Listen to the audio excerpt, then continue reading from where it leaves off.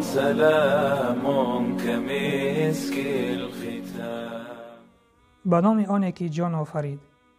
در حدیث پیامبر صلی الله علیه و سلم به ما امر میکنند که برادرانمان را یاری رسانیم، چی ظالم باشند و چی مظلوم.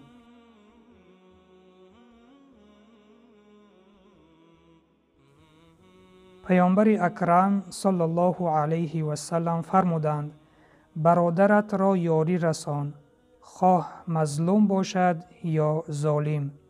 مرد گفت یا رسول الله، او را یاری می دهم اگر مظلوم باشد و اگر ظالم باشد چی طور او را یاری رسانم؟ در جواب آن حضرت صلی الله علیه و سلم فرمودند او را از ظلم باز دار، این یاری دادن به اوست.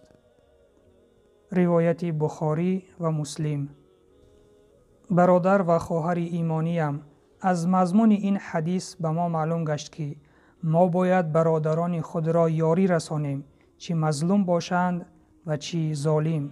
و مظلومان معلوم است و برادران ظالمان را از ظلمشان باز بداریم و این یاری رسانیدن به آنها می باشد، چون ما آنها را یاری می رسانیم که از آتش دوزخ نجات یابند، چون ما آنها را یاری می رسانیم که آنچه نفس آنها می خواهد و آنچه شیطان ها آنها را وسوسه به کاری بد می کنند، به ظلم می کنند، ما آنها را از این بدی ها نجات می دهیم و خوش به حال آن شخصانی که برادران خود را یاری می رسانند. پس بیایید این حدیث را عملی بکنیم.